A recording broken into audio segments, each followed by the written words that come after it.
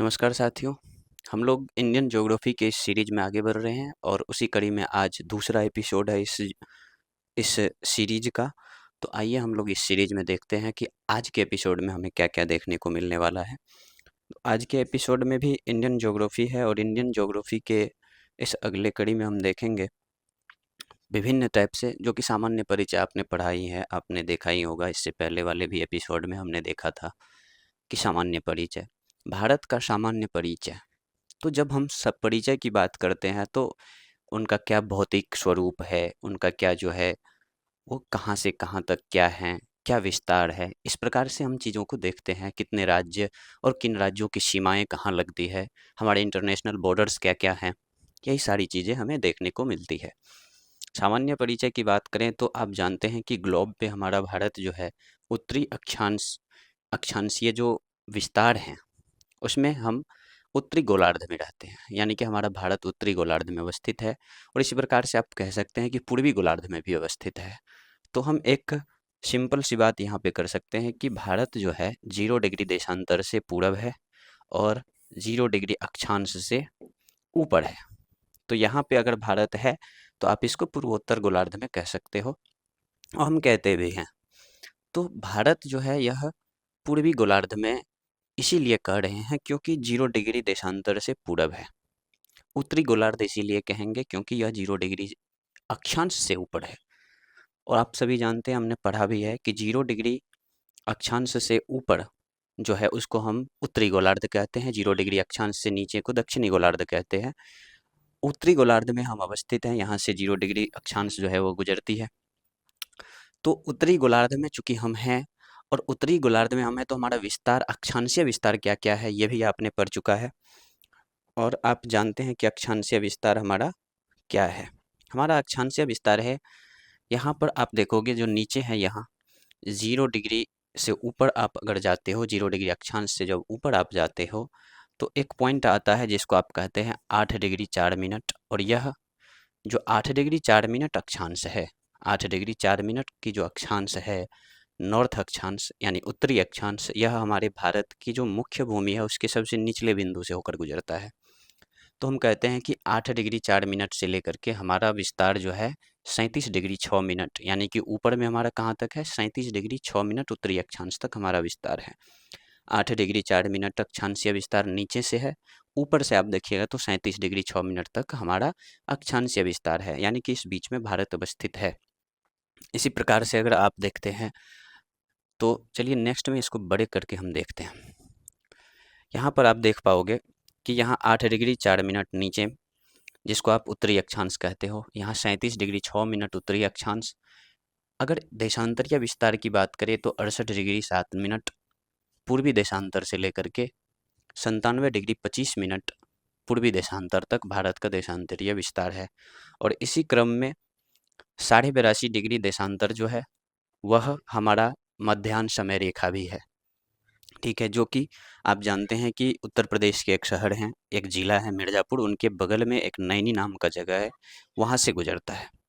ठीक है, और ये भी प्रश्न हो चुका है कि ये जो 82.5 डिग्री है, यानी कि हमारा जो मध्याह्न समय रेखा है, यह किस प्रकार से किन किन राज्यों से होकर के गुजरता है।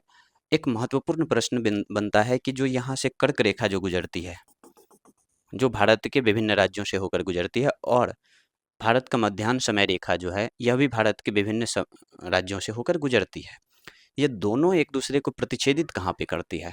तो ये प्रश्न भी हो चुका है, और नहीं हुआ तो आप अगर इसमें नए हो तो आप जान लो कि यह दोनों एक दूसरे को छत्तीसगढ़ में प्रतिच्छेदित करती है। और बहुत ही इंपॉर्टेंट क्वेश्चन है, लोग थक चुके हैं, एग्जामिनर भी थक चुका है ये प्रश्न पूछते पूछते कि भाई किन किन राज्यों से कर्क रेखा गुजरती है। वो अब ये नहीं पूछते हैं, उनका पैटर्न चेंज हुआ है, वो पूछना शुरू किए हैं कि ये दोनों एक दूसरे को प्रतिच्छेदित कहाँ करता है। तो छत्तीसगढ़ में प्रतिच्छेदित करते हैं ये दोनों। कौन कौन? भारत का मध्याह्न समय रेखा और कर्क रेखा, यानी कि 23.5 डिग्री उत्तरी अक्षांश जो कर्क रेखा है वो भारत के किन राज्यों से होकर गुजरती है। तो आपने देखा होगा यहाँ पे गुजरात, राजस्थान, मध्य प्रदेश, इन राज्यों से होकर के वो गुजरती है। ठीक है, नॉर्थ ईस्ट की बात करें तो त्रिपुरा और मिजोरम, इन्हीं दो राज्यों से वो गुजरती है। कौन? कर्क रेखा। इसका शॉर्ट ट्रिक था मित्र पर गमछा झाड़। मित्र यानी कि मिजोरम त्रिपुरा, पर यानी कि पश्चिम बंगाल और राजस्थान, गमछा यानी कि गौ से हो गया आपको गुजरात, मौ से हो गया मध्य प्रदेश, छ से हो गया छत्तीसगढ़ और झाड़ से हो गया झारखंड। तो इस प्रकार के ट्रिकों के माध्यम से आप उनको याद कर सकते हैं। विभिन्न ट्रिक हैं, बहुत सारे ट्रिक्स हैं इनको याद रखने का। ठीक है, तो कर्क रेखा भारत के इन राज्यों से होकर गुजरती है और ये भी 5 राज्यों से होकर के गुजरती है। कौन? 82.5 डिग्री जो अपना समय रेखा है। ठीक है, और ये दोनों एक दूसरे को छत्तीसगढ़ में प्रतिच्छेदित करती है। तो छत्तीसगढ़ में प्रतिच्छेदित करती है, ये बात ध्यान रखेंगे और क्वेश्चन यहाँ से आता है। ठीक है, तो हमारा अक्षांशीय जो विस्तार है वो हो गया 8 डिग्री 4 मिनट उत्तरी अक्षांश से लेकर के 37 डिग्री 6 मिनट उत्तरी अक्षांश तक। देशांतरीय विस्तार की बात करें तो 68 डिग्री 7 मिनट पूर्वी देशांतर से लेकर के 97 डिग्री 25 मिनट पूर्वी देशांतर तक। अब बात ये प्रश्न भी आता है कि सर इस बिंदु को आखिर कहते क्या है जहाँ से ये गुजरती है? तो ये तो आपका कन्याकुमारी के पास जो केप कैमरून नाम की जगह है वहाँ है, 8 डिग्री 4 मिनट। तो सबसे मुख्य भूमिका सबसे दक्षिणी बिंदु केप कैमरून हुई कन्याकुमारी में, और मुख्य भूमिका सबसे उत्तरी जो बिंदु कह सकते हैं वो इंदिरा कॉल है। और मुख्य भूमि में ही अब ऊपर के इंदिरा कॉल, नीचे का आप यहाँ पर देखते हैं कि हो जाता है केप कैमरून।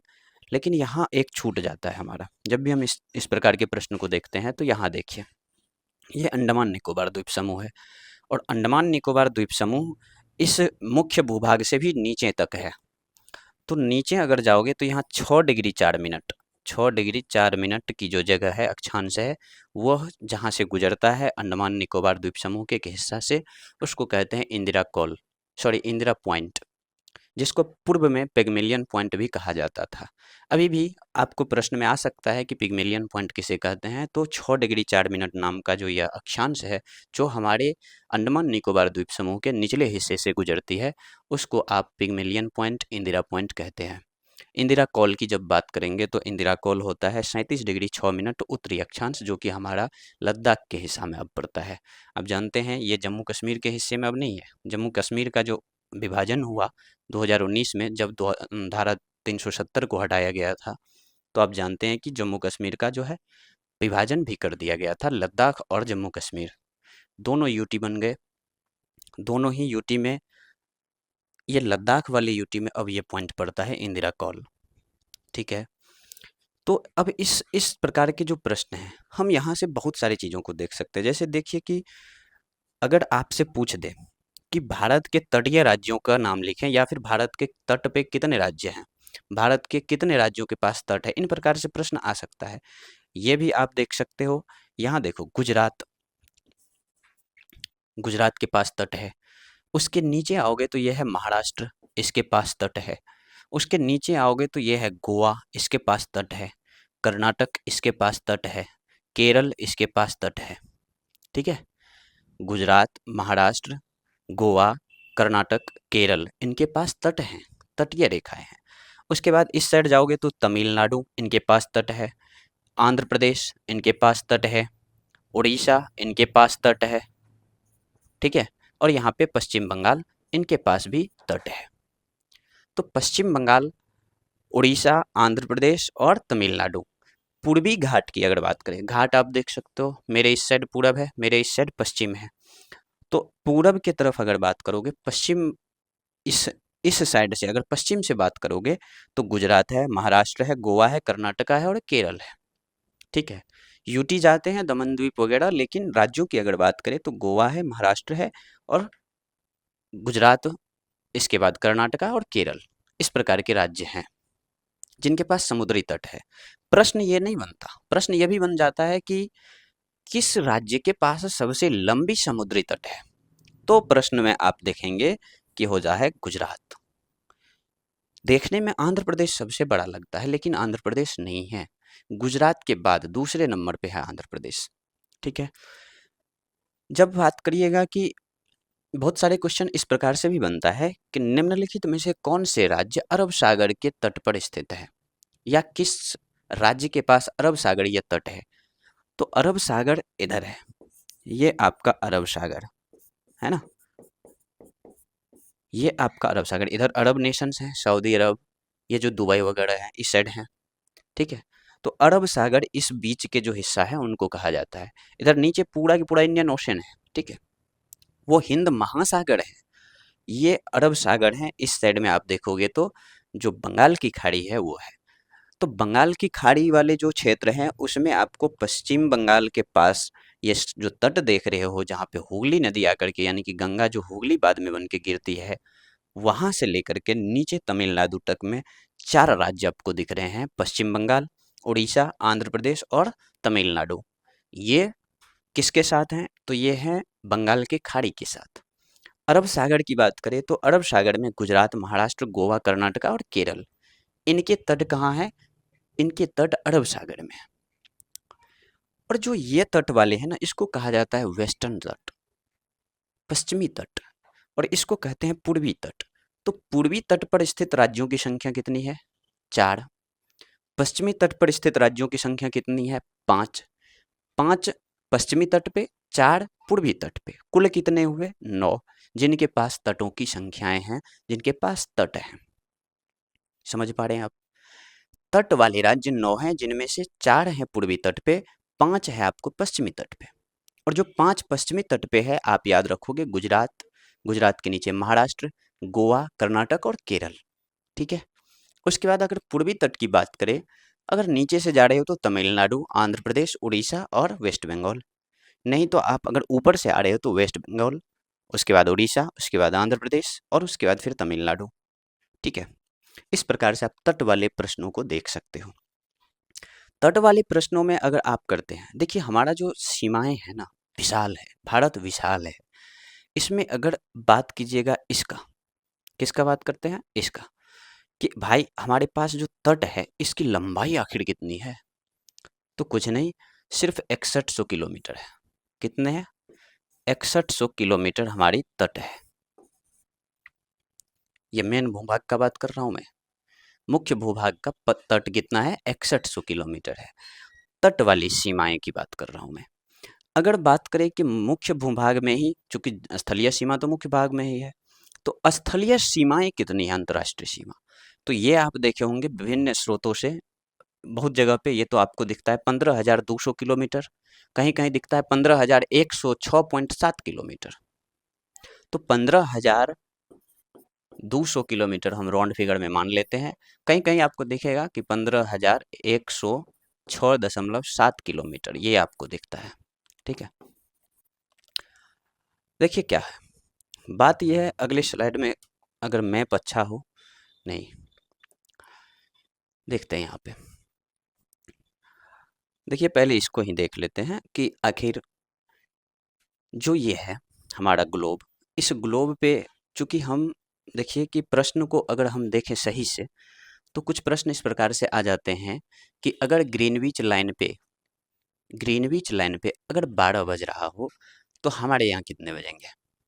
या ग्रीनविच लाइन पे अगर 12 बज रहा हो तो फलाने देशांतर पे कितने बजेंगे? इस प्रकार के प्रश्न देखने को मिलते हैं। कैलकुलेटिव भी होता है, थोड़ा सा मैथमेटिकल टर्म्स इसमें आ जाते हैं, लेकिन है तो ज्योग्राफी का प्रश्न। तो देखिए कैसे होता है ये, आप समझते होंगे कि ये जो 0 डिग्री है, ये जो 0 डिग्री देशांतर है, इस 0 डिग्री देशांतर से इधर जाने पर समय क्या होता है? देशांतर अगर बढ़ता है तो समय भी आगे जाता है। ठीक, इधर जाइएगा तो समय क्या होता है? समय आपका घटता है। ठीक है।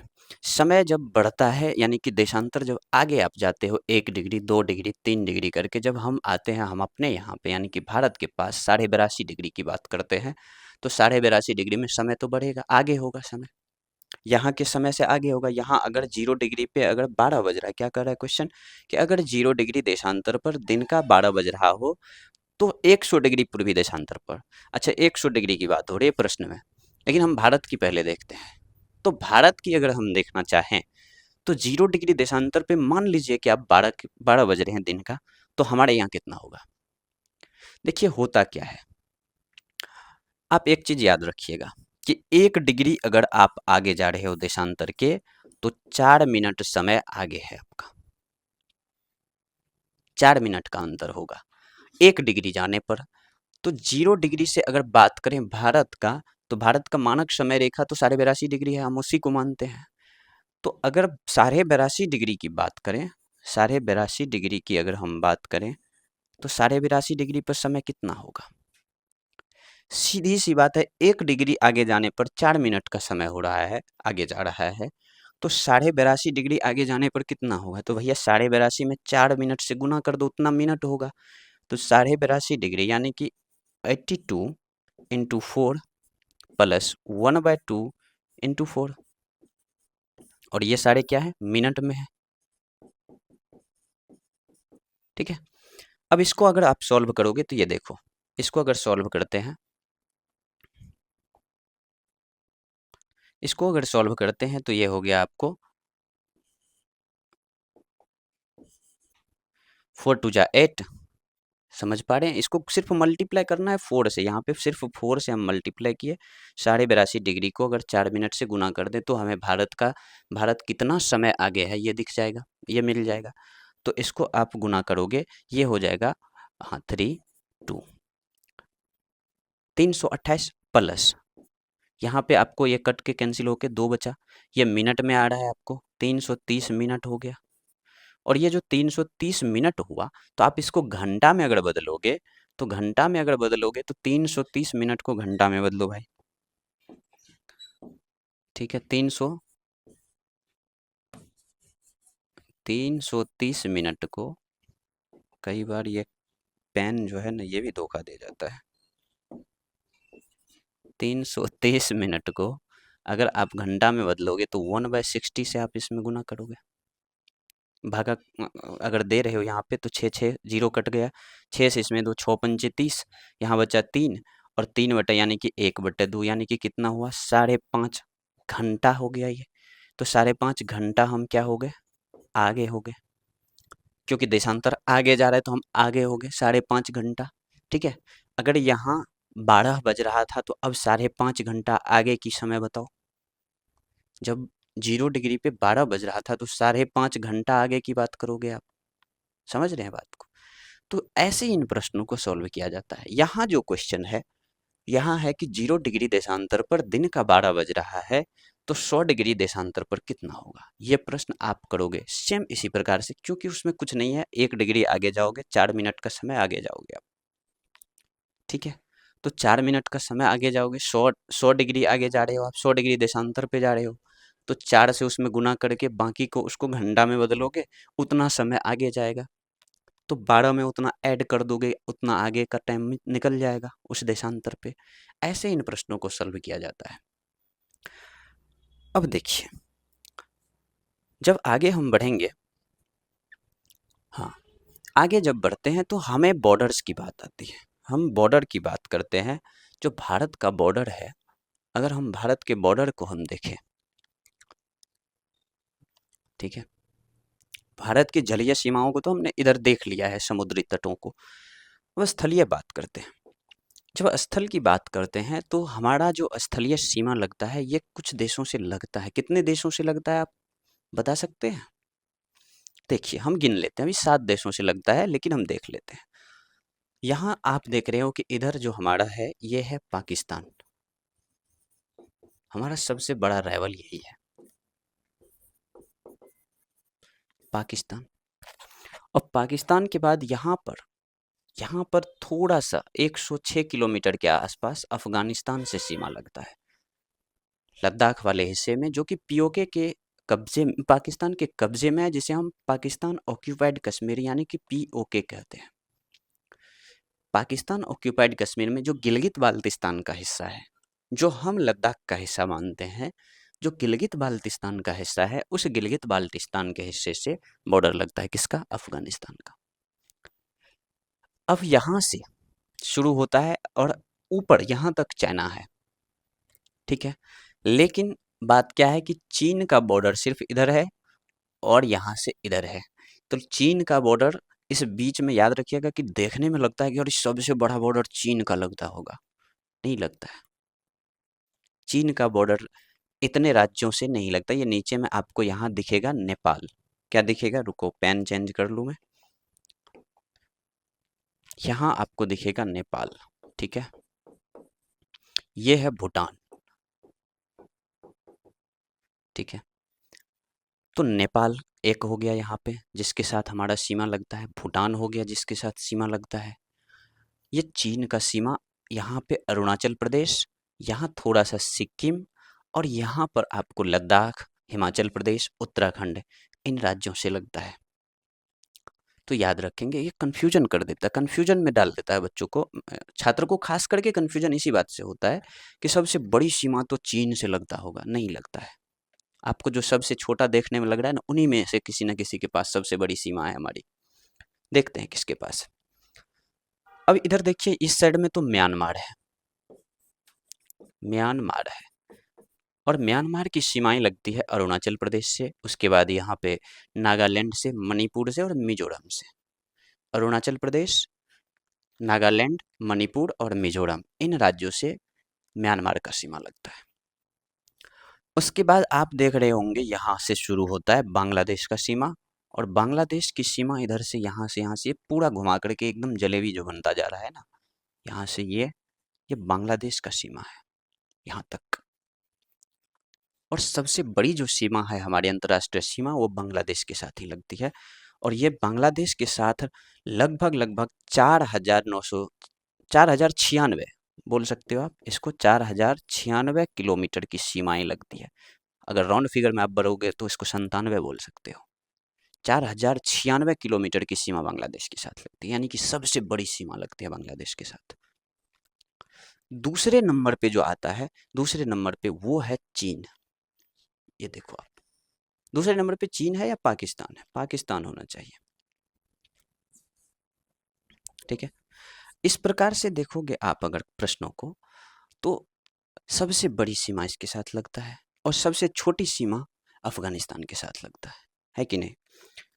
इसको आप अगर सही से याद कर लेते हो, सही से अगर याद कर लेते हो, तो सीमा वाली जो प्रश्न आते हैं, उन प्रश्नों में आप देखोगे कि आपको कन्फ्यूजन नहीं होगा, किसी को भी कन्फ्यूजन नहीं होना चाहिए, और बहुत ही आसानी से आप कर पाओगे। प्रश्न ये नहीं है, प्रश्न अब यहाँ से ये आता है, राज्य आपको दे दिए जाते हैं और पूछ दिया जाता है कि इनका सीमा किस देश से लगता है। सीमा तो हमने देख लिया, पाकिस्तान के साथ हमारा सीमा लगता है 3323 किलोमीटर का, 3323 किलोमीटर का। चीन के साथ लगता है 3488 किलोमीटर का सीमा, यही सीमा, ठीक है। इसी प्रकार से ये जो नेपाल है इसके साथ 1751, फिर जो म्यांमार है 1643, और जो यहाँ पे भूटान है 699, 106 किलोमीटर के बॉर्डर लगते हैं अफगानिस्तान से, ठीक है। सबसे जो बड़ी सीमा है चीन, ये किन राज्यों को, इस सीमा पे कौन से राज्य आते हैं? तो आप देखोगे यहाँ पे है लद्दाख, इसके बाद हिमाचल प्रदेश, इसके बाद उत्तराखंड, एचपी, हिमाचल प्रदेश, लद्दाख, लद्दाख, हिमाचल प्रदेश, उत्तराखंड। यहाँ पे आप देखोगे तो सिक्किम के साथ सीमा लगता है इनका, यहाँ पे देखोगे तो अरुणाचल प्रदेश के साथ लगता है, ठीक है। इन राज्यों के साथ इनका सीमा लगता है। चीन के बाद म्यांमार की आपने बात कर ली, बांग्लादेश की बात करो तो बांग्लादेश में देखो ध्यान से, तो यहाँ पे है मिजोरम, क्या है? मिजोरम, मिजोरम के साथ इनका सीमा लगता है, यहाँ पे चटगांव है बांग्लादेश का, चटगांव। और इसके बाद यहाँ पे है त्रिपुरा, त्रिपुरा इनके साथ सीमा लगता है बांग्लादेश का, त्रिपुरा राज्य हमारे इनकी सीमा पे। ये है मेघालय, मेघालय, और मेघालय में सर्वाधिक वर्षा का क्षेत्र है, और उस क्षेत्र का क्या नाम है ये आप हमें कमेंट में जरूर बताएं। उसके बाद देखो ऊपर यहाँ पे आप देख पाओगे कि पश्चिम बंगाल के साथ यहाँ से यहाँ तक का सीमा लगता है इनका, और थोड़ा सा असम के साथ लगता है, ठीक। तो असम के साथ भी सीमा लगता है और पश्चिम बंगाल के साथ भी इनका सीमा लगता है। बांग्लादेश के पास जो ये राज्य हैं, इनके साथ सीमाएं लगती हैं, और बांग्लादेश की सीमा सबसे बड़ी इसी वजह से है कि ये एकदम से स्प्रिंग जैसे, एकदम से यहाँ से लेकर के स्प्रिंग जैसे, इसको अगर खींचोगे तो आपको सबसे बड़ा दिखेगा, ठीक है। बात करते हैं चीन का, चीन का बात हो गया, पाकिस्तान की बात करते हैं। पाकिस्तान के किन राज्यों के साथ सीमा लगती है? तो यहाँ देख पाओगे आप गुजरात, शुरुआत में गुजरात यहाँ नीचे से कर रहा हूँ मैं, उसके बाद यहाँ राजस्थान, उसके बाद आप ऊपर जाओगे तो पंजाब, ठीक है। पंजाब से ऊपर जाओगे तो जेके, और इससे ऊपर जाओगे जो उनके कब्जे में है, और लद्दाख, ठीक है। लद्दाख ने नए डिवाइड जो हुआ है इसके बाद, जो कश्मीर का हमने विभाजन किया 19 में 2019 में, उसके बाद लद्दाख से इनकी सीमाएं लगती है, पहले नहीं लगता था। और उसी लद्दाख से आपका जो ऊपर की बात है तो वहां पे लगता है किसका, अफगानिस्तान का। तो देखो लद्दाख, जम्मू कश्मीर, पंजाब, राजस्थान, गुजरात, ये वो राज्य हैं जो पाकिस्तान के साथ सीमाएं साझा करती है। फिर बात है नेपाल की। नेपाल में आप देखोगे उत्तराखंड, उत्तर प्रदेश, बिहार, सिक्किम, इन राज्यों का सीमा जो है इनसे लगता है।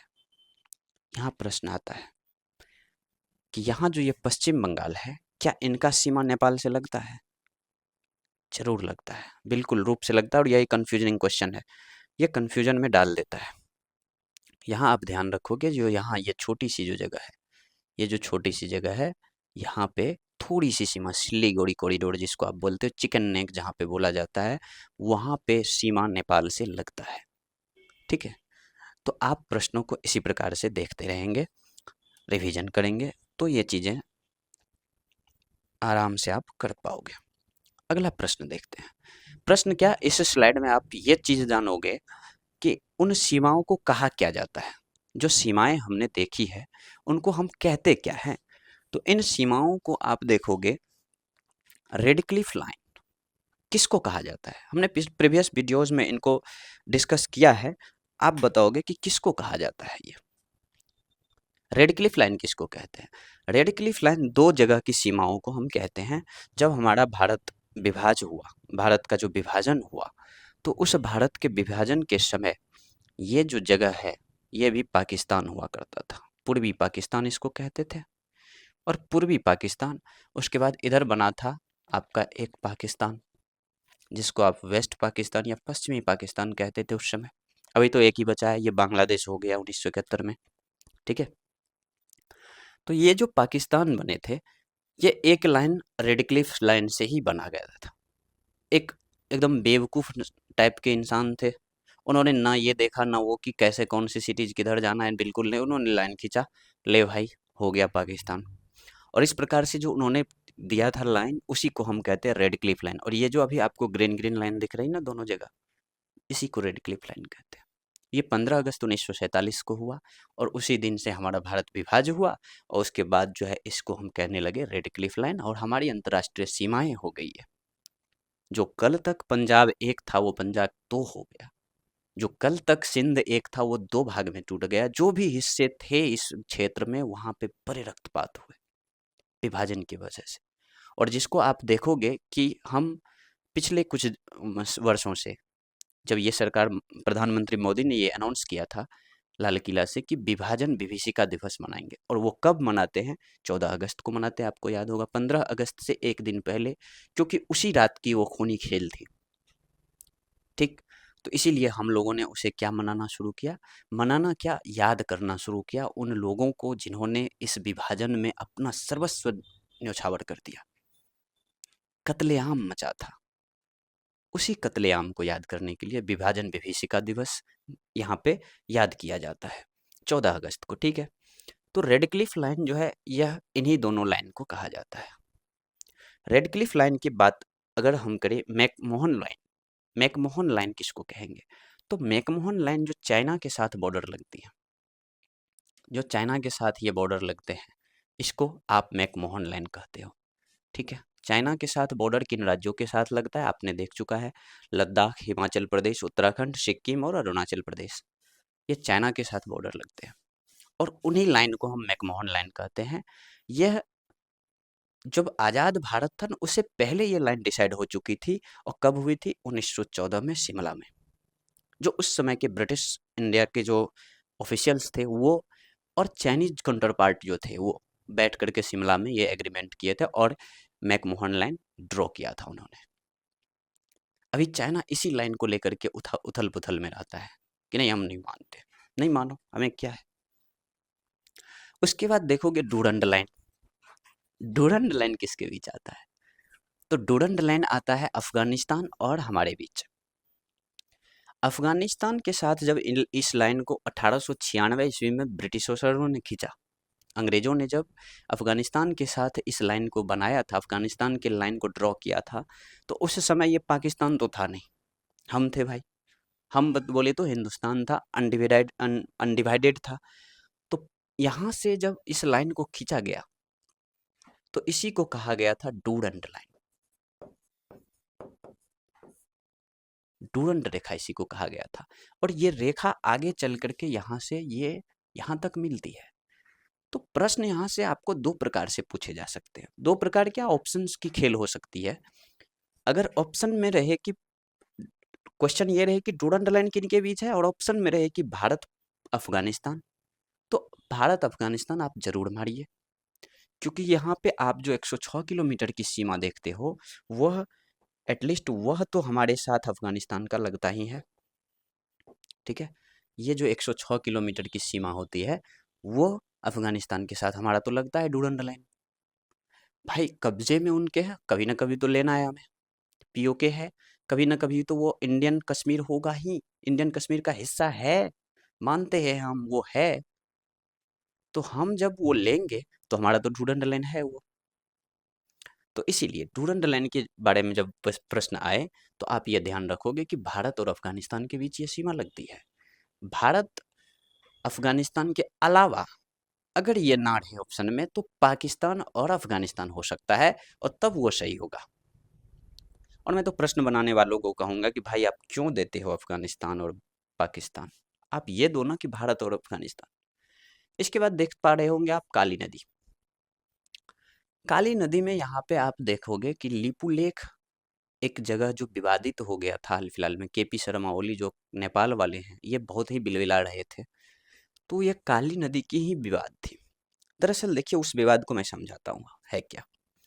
काली नदी की दो धाराएं हैं, दो धाराएं मिलकर के काली नदी बनती है। आगे ये दो धाराएं मिलती है इस क्षेत्र में। यहाँ पे काली नदी की दो धाराएं हैं, और इधर से एक धारा आती है, और ये आकर के आगे फिर मिल जाती है। ठीक है, तो ये जो काली नदी की जो धाराएं हैं, यही इसी को पकड़ करके ये पता नहीं किन के सह पे किया, चाइना के सह पे किया कि अमेरिका के सह पे किया, कि भारत को जो है ना एक विवाद और खड़ा कर दिया गया, और कर दिए थे इन्होंने। ये केपी शर्मा ओली का कांड था।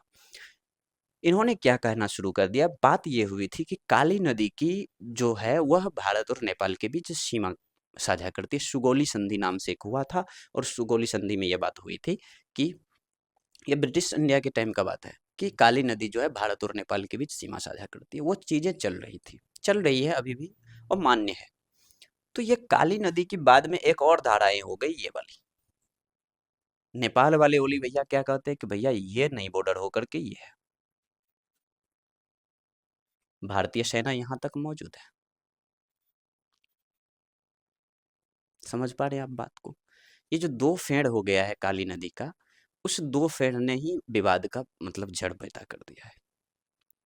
विवाद कुछ नहीं है, विवाद ये पैदा किया जा रहा है नेपाल के द्वारा, नेपाल की कम्युनिस्ट गवर्नमेंट के द्वारा। यहाँ पर आप देखोगे इस काली नदी के, ये जो काली नदी है ये खास करके नेपाल और भारत के बीच सीमा बनाती है उत्तराखंड वाले हिस्से में। ये उत्तर प्रदेश और बिहार वाले हिस्से में नहीं, उत्तराखंड वाले हिस्से में खास करके ये सीमा तैयार करती है। किसके किसके बीच, भारत और नेपाल के बीच।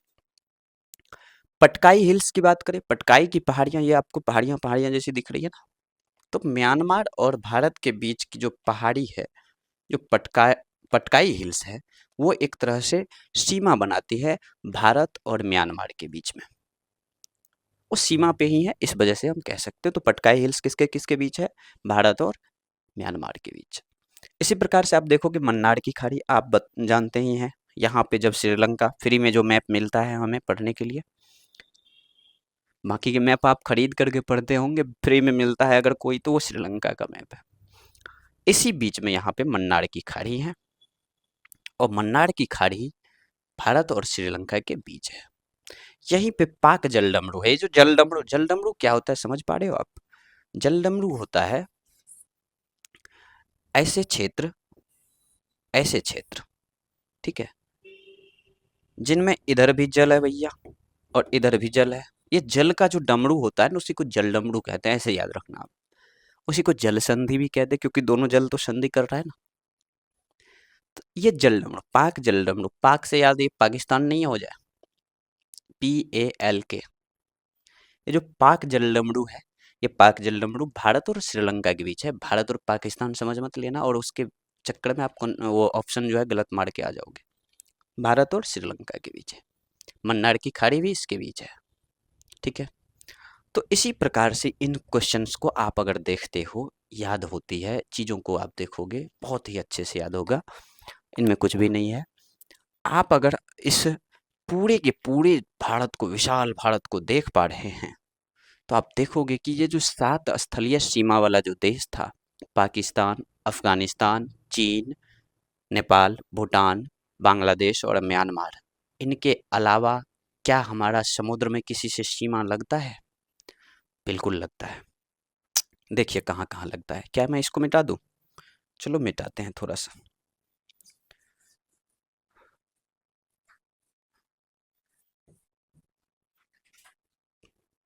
देखिए, समुद्री सीमा की अगर हम बात करें, तो आप देखोगे कि यहाँ जो श्रीलंका था, यहाँ जो श्रीलंका था, तो उसके साथ भी समुद्री सीमा हमारी लगती है कहीं ना कहीं।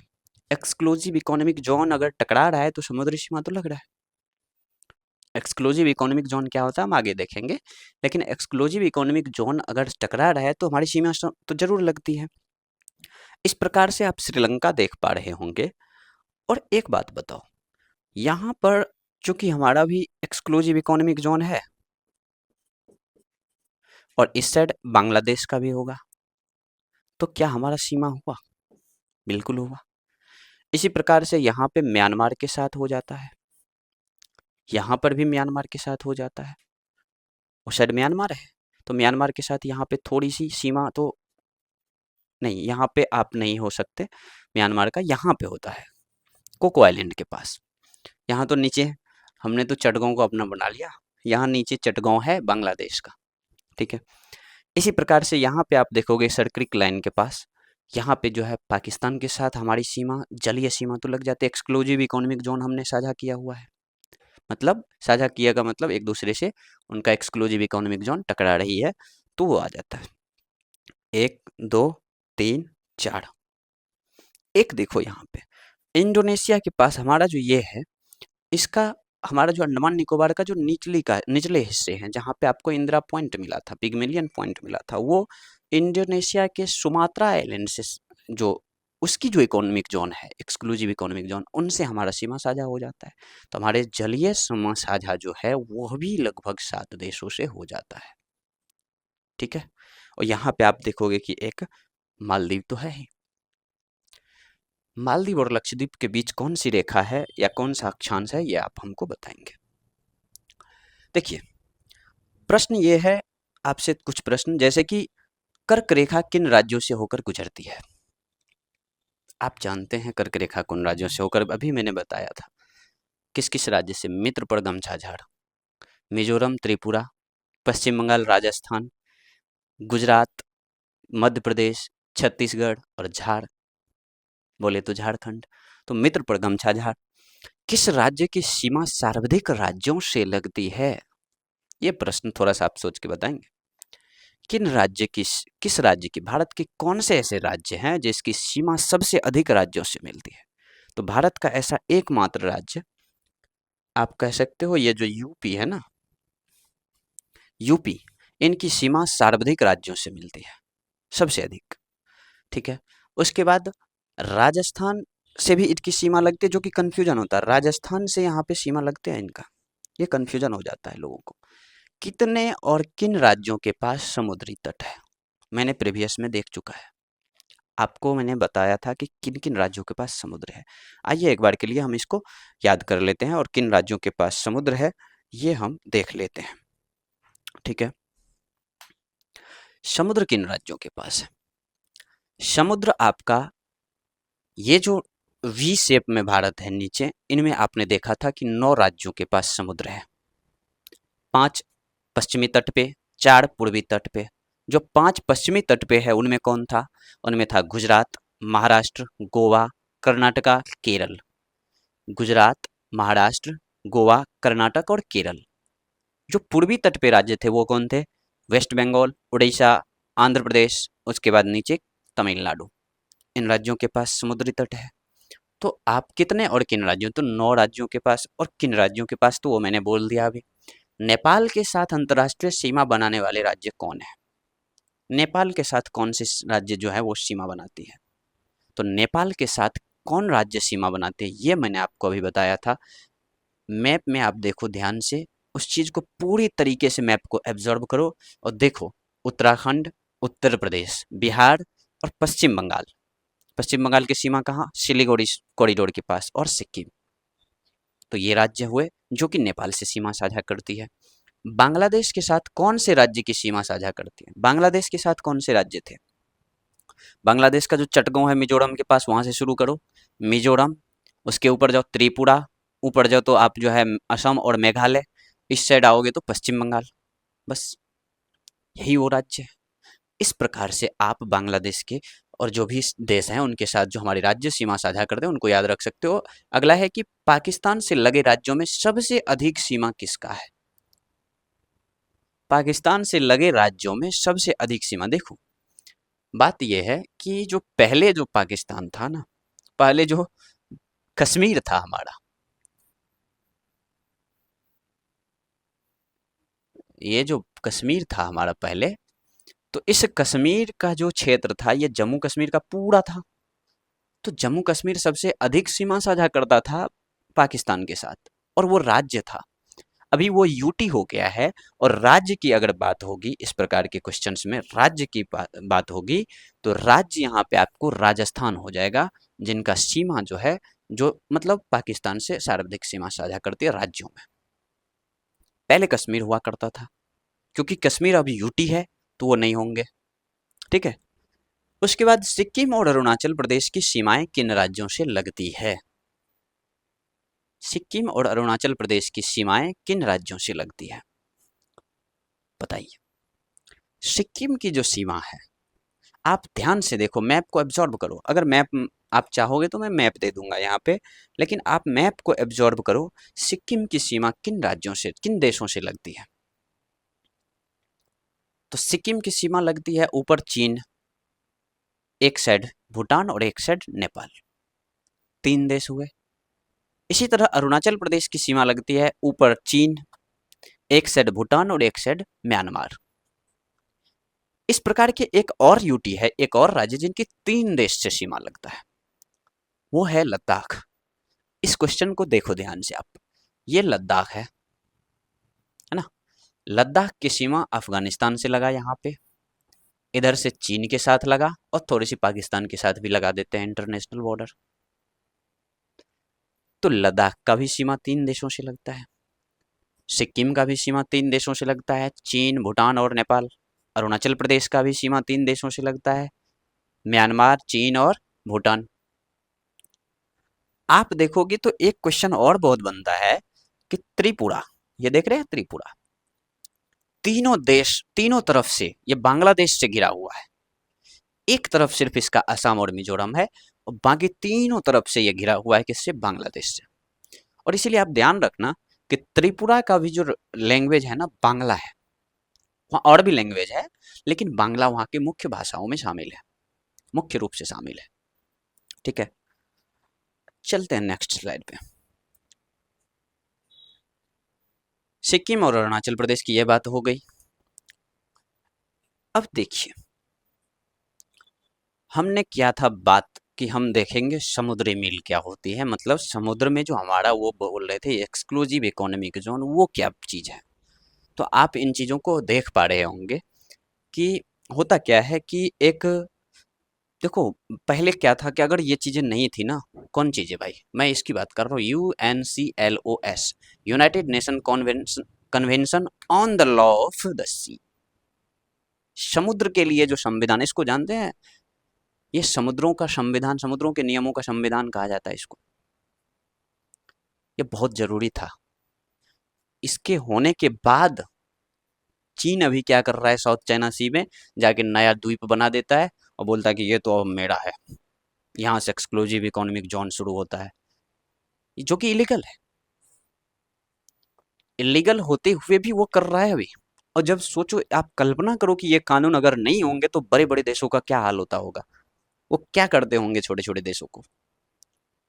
छोटे देशों की तो समुद्री सीमा होया ही नहीं करती थी, बदते ही नहीं थे, मतलब मानते ही नहीं थे लोग, बड़े बड़े देश जो थे। अभी चीन फिलीपींस वगैरह को परेशान करते रहता है साउथ चाइना सी में। ये कानून होने के बाद अंतर्राष्ट्रीय कानून है, ये यूएन का कानून है। तो जब ये यूएन का कानून 1982 में बना, ये लागू होते होने में थोड़ा समय लग गया, 94 में जाके लागू हुआ। और जब 94-95 में लागू हुआ तो भारत ने भी 96 में आकर के 1996 में आकर के भारत ने इनके बारे में जो है, नहीं 1996 में आकर के इसको जो है एक अधिनियम बनाया था। ठीक है।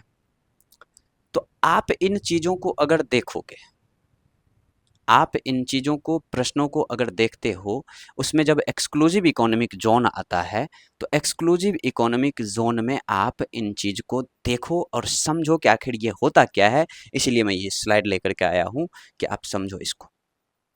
देखो, यूएनसीएलओएस का जो नियम था उसमें यह था कि भैया किसी भी देश का, हम किसी देश की बात ही क्यों करें भाई, हम भारत की बात करते हैं। किसी भी देश का जो समुद्र से सटे जो देश राज्य हैं, उन राज्यों में क्या है कि उबड़ खाबड़ रहता है, टेढ़ी मेढ़ी लाइन रहती है, सीमा तो सीधा रहता नहीं है। तो भाई सीधा सीधा एक लाइन खींच लेना बगल से।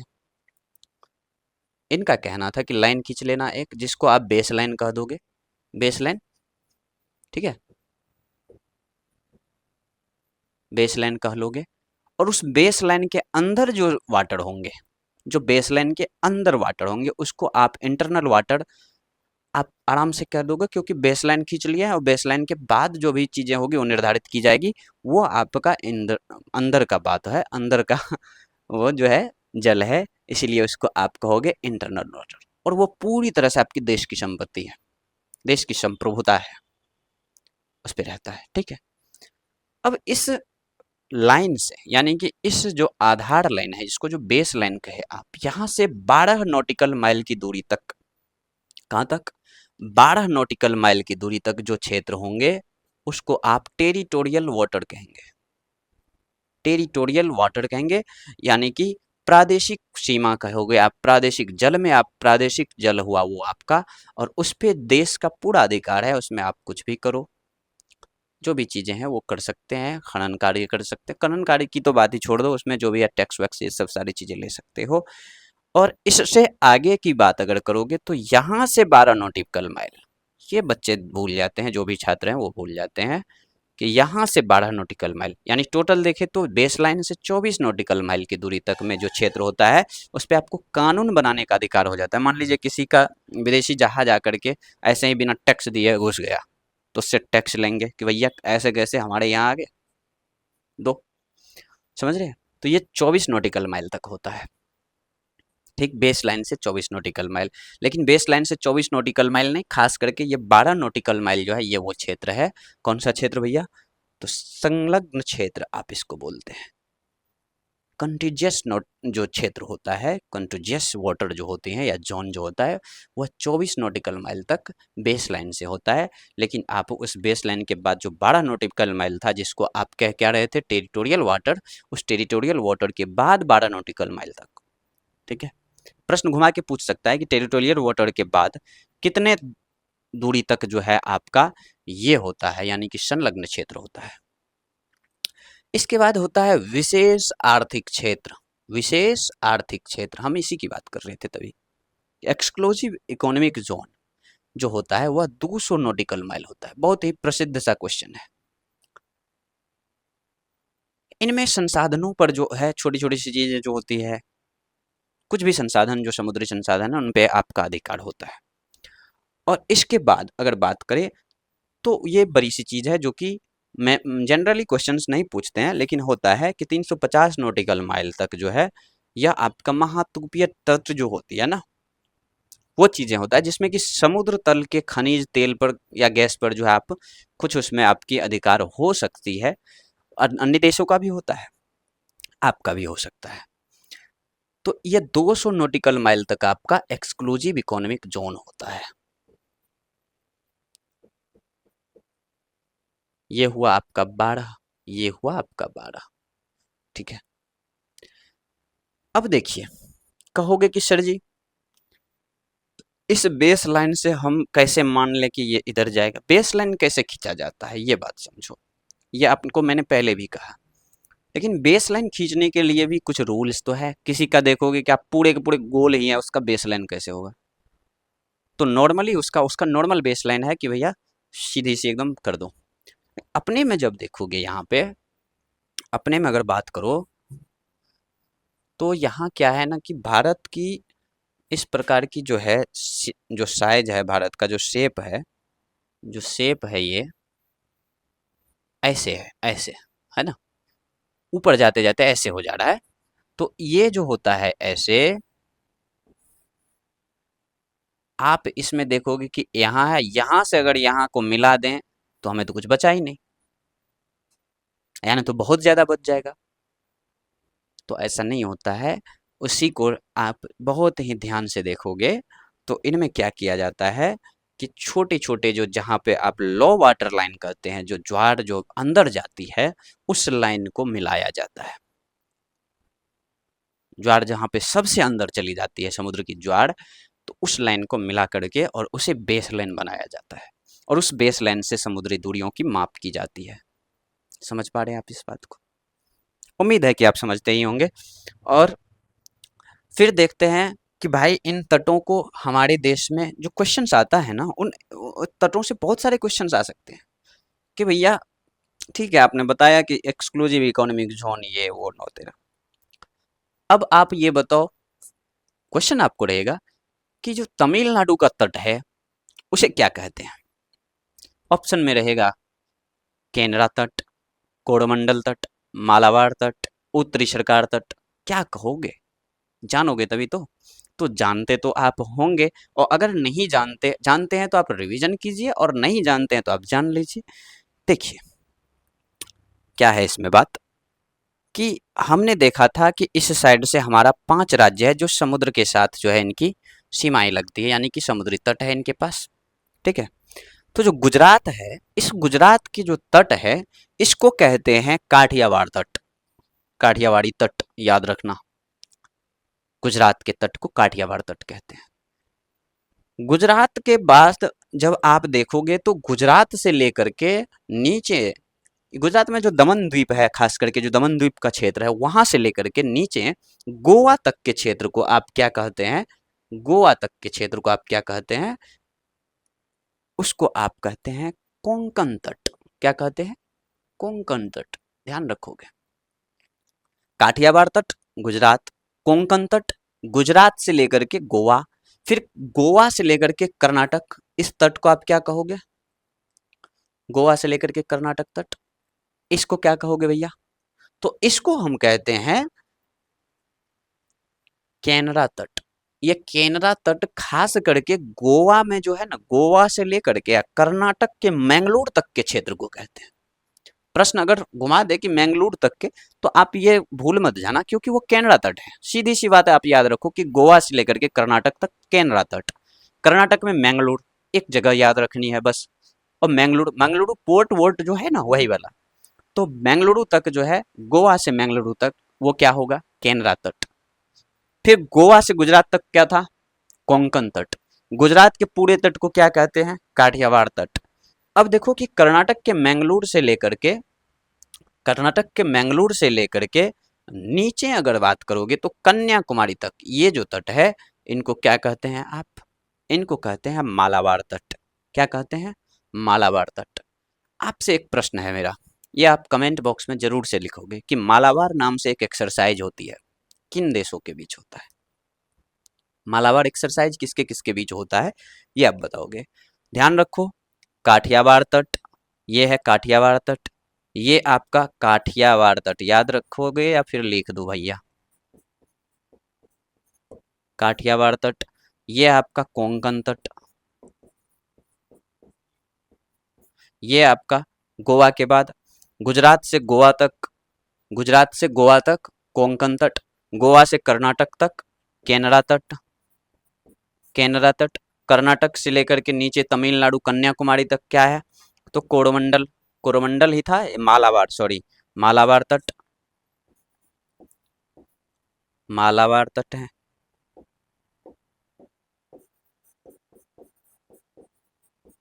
मालाबार तट। अब इसी तरह से इस साइड अगर देखोगे तो इसी कन्याकुमारी से लेकर के ऊपर कृष्णा नदी डेल्टा तक आंध्र प्रदेश में, सीधी सी बात है, पूरे के पूरे तमिलनाडु के तट को क्या कहते हैं आप? पूरे के पूरे तमिलनाडु के तट को आप कहते हैं जो कोरोमंडल तट। पूरे के पूरे तमिलनाडु तट को, यानी कि यहाँ से कन्याकुमारी से लेकर के कृष्णा नदी डेल्टा तक, कृष्णा नदी डेल्टा तक जो है इसको आप, कृष्णा नदी शुरुआत कहाँ से होती है? वेस्टर्न घाट से शुरू होती है। वेस्टर्न घाट में एक पहाड़ी है जहां से वो शुरू होती है, पहाड़ी कौन सा है ये आप बताएंगे। वहां से शुरू होकर के जब वे ऑफ बंगाल में गिरती है तो उसको हम कहते हैं कोरोमंडल तट। जो जहां गिरती है वहां से लेकर के तमिलनाडु के जो कन्याकुमारी इस बीच के तट को कोरोमंडल तट कहते हैं। और कोरोमंडल तट से जो ऊपर यानी कि कृष्णा नदी से लेकर के गोदावरी गोदावरी नदी डेल्टा तक, उस तक के जो क्षेत्र हैं उसको गोदावरी, देखो कृष्णा से गोदावरी याद रखना, और गोदावरी वाले जो तट हैं उसको क्या कह देंगे? तो गोलकुंडा तट। क्या कहेंगे? गोलकुंडा तट। और गोलकुंडा तट के ऊपर पूरे के पूरे जो भी तट है उसको सरकार यानी कि उत्तरी सरकार तट कहेंगे। ठीक है, तो याद रखो, गुजरात के तट को काठियावाड़ तट कहते हैं, गुजरात से गोवा के बीच कोंकण तट, गोवा से लेकर के कर्नाटक के बीच केनरा तट, और कर्नाटक से लेकर के तमिलनाडु यानी नीचे कन्याकुमारी तक पूरे केरल तेरल जो भी है इसमें बीच में उसको मालाबार तट कहते हैं।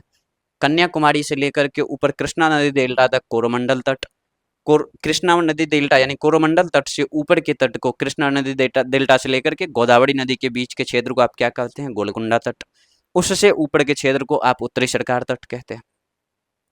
उड़ीसा का जो क्षेत्र है ना, इसको उड़ीसा में उत्कल तट कहते हैं, या फिर बाहर में भी उत्कल तट, उड़ीसा के क्षेत्र को स्पेशली। वैसे तो तटों की बात अगर कीजिएगा तो तट बोले तो बीच, समझ रहे? क्वेश्चन यहाँ से भी आता है कि ये बीच कहाँ पे स्थित है, हम देखेंगे उस बात को। ठीक है, तो अब ये बताओ कि गोलकुंडा तट, ये सारे जो प्रश्न हैं इन चीजों को आप ध्यान से देखोगे तो बहुत सारा इंटरेस्टिंग लगेगा। ज्योग्राफी बहुत इंटरेस्टिंग होता है, और इंटरेस्टिंग बनाओ इसको। प्रश्न इसमें से खोजो कि भैया मालाबार तट में कौन सा जो है बंदरगाह स्थित है, गोलकुंडा तट में कौन सा बंदरगाह स्थित है, ऐसे प्रश्न खोजो। या फिर काठियावाड़ तट में कौन सा जो है वो बंदरगाह स्थित है। प्रश्न तो यहां से भी ऐसे भी खींचा जाएगा। गोलकुंडा तट में कौन सा है? अभी आपको मैंने बताया कृष्णा नदी इधर वेस्टर्न घाट से निकलती है, लेकिन गिरती कहाँ है? वे ऑफ बंगाल में। प्रश्न बहुत सारे आते हैं कि भैया इस साइड गिरने वाले जो नदी हैं, इस साइड जो गिरने वाली नदी है वो कौन से हैं? इस साइड बोले तो कौन सा? अरब सागर में गिरने वाली नदी, मोस्टली नदी तो अपना बे ऑफ बंगाल में गिरती है, लेकिन इधर गिरने वाली नदी कौन सी है? ये प्रश्न आते हैं, तो आप बताओ तो कौन सी है? आप देखोगे कि इधर जो गिरने वाली नदी है, ये जो मैंने लाइन दिया है, लाइन को हटाओ भाई, एक बार देख ही लेते हैं। इधर जो गिरती है उसमें एक नदी जो सबसे प्रमुख नदी है वो है नर्मदा। यहाँ अमरकंटक की पहाड़ी के आसपास निकलती है वो, और नर्मदा जो है इधर ब्रंश घाटी से होते हुए निकलती है। और जो अमरकंटक से निकली थी, अमरकंटक के पास से एक और नदी निकलती है जो कि नॉर्थ की तरफ निकल के, नॉर्थ और ईस्ट की तरफ निकल के चल जाती है, सोन नदी। पटना में जाकर के वो, पटना से पहले थोड़ा सा वो सोन नदी जो है गंगा में मिलती है, लेकिन वहीं से अमरकंटक से नीचे निकलती है नर्मदा, और ये जाकर के अरब सागर में गिरती है गुजरात के पास। इसी तरह से माही है, ताप्ती है और साबरमती है, ये सारी नदी जो है वो अरब सागर में गिरने वाली नदियां हैं। ऐसे प्रश्न याद, इसके लिए एक ट्रिक याद रखना, अरब सागर में गिरने वाली जो नदियां हैं उसके लिए ट्रिक क्या है कि समानता, क्या? समानता। स से साबरमती, मा से माही, नौ से नर्मदा, ता से ताप्ती। ये नदियां क्या है? ये गिरती है आपका ये वेस्टर्न जो साइड है, वेस्टर्न घाट से होकर के गिरती है और अरब सागर में गिरती है। इधर गिरने वाली नदियां तो आपको सारे के सारे बाकी जो बचे सब के सब इसमें गिरेंगे। हुगली जो कि गंगा है, गंगा इसमें, ब्रह्मपुत्र इसी में, इसके बाद ये गोदावरी, कृष्णा, कावेरी, ये सारी नदी, महानदी, ये सब की सब इधर जा करके गिरती है। इस प्रकार से प्रश्न को आप याद रखते चलोगे और बहुत ही इंटरेस्टिंग तरीके से जोड़ जोड़ के देखोगे। हाँ, कुछ चीजें हैं यहाँ पे, देखो कुछ प्रसिद्ध समुद्र तट, तट नहीं खास करके बीच अगर बोले तो तमिलनाडु में आप देखोगे मरीना बीच फेमस है। चेन्नई जाओगे घूमना, पुलिकट बीच, पुलिकट झील के पास, पुलिकट झील याद होगा आपको, पुलिकट झील है। महाबलीपुरम याद है आपको, महाबलीपुरम में कौन मिले थे, किससे मिले थे, कैसे मिले थे? शी जिनपिंग जब भारत आए थे पिछले बार जब आए थे याद करो, तो महाबलीपुरम में ही मिले थे। एक बड़ा सा शिला था पीछे, वहां पे मिले थे प्राइम मिनिस्टर मोदी से। महाबलीपुरम वहीं पे है। उसके बाद बात करोगे आप पश्चिम बंगाल का, तो दीघा बीच बहुत फेमस है, दीघा बीच पश्चिम बंगाल का। उसके बाद गंगा सागर बीच। उड़ीसा की बात करोगे तो पुरी बीच है, चांदीपुर है, गोपालपुर है। ठीक है, गोपालपुर, पूरी र छोड़ दिया क्या यहाँ पे, गोपालपुर बीच है। महाराष्ट्र की बात करोगे तो जुहू चौपाटी जो बीच है, ठीक है, ये सब बीच। केरल की बात करोगे तो वर्कला बीच है। ऐसे अन्य में देखो तो अंडमान निकोबार में जाओगे तो अन्य बीच जो भी है दो चार एक दो हैं, तो राधानगर बीच है, ये अंडमान में है। और इसे भारत के सबसे अच्छे बीचों में माना जाता है। टूरिस्ट जो बाहर से आते हैं वो राधानगर बीच को बहुत पसंद करते हैं। ये जो लोग होते हैं ना, जो भारत के लोग बाहर के बीचों पे जाके आराम फरमाते हैं, मैं तो उनसे कहूंगा कि भैया एक बार आप राधानगर बीच वगैरह हुओ, बहुत ही शानदार लगेगा आपको। उसके बाद पौंडीचेरी में है ओरीविले बीच, सेरेनिटी बीच, ये सारी चीजें, पैराडाइज बीच, नाम ही पैराडाइज है। गोवा में है गोवा का बीच तो सबसे फेमस होता है भाई, आप खुद जानो। तो इस तरह के जो क्वेश्चंस हैं वो होंगे। और अगला जो हमारा चैप्टर होगा, मैं उम्मीद करता हूँ कि आप बहुत ही अच्छे से इस वीडियो को देख रहे होंगे, हमें आपका जो है स्नेह मिलेगा। अगला जो होगा वो होगा भारत का भौतिक स्वरूप। इसमें हम आपको बताने वाले हैं उस वीडियो में, उस एपिसोड में, कि पहाड़, भारत का भौतिक स्वरूप बोले तो 3 भाग में बांट करके 4 भाग में जो भी है उनका, और देखेंगे कि पहाड़, पठार और मैदान ये सब चीज़ें क्या होती है, कैसे होती है, बहुत इंटरेस्टिंग तरीके से देखेंगे। और उम्मीद है कि इस वीडियो के बाद जो वीडियोज आएंगी वो भी आपको बहुत पसंद आएगा। और इसी के साथ मैं आज के लिए इस एपिसोड को बंद करता हूँ। धन्यवाद।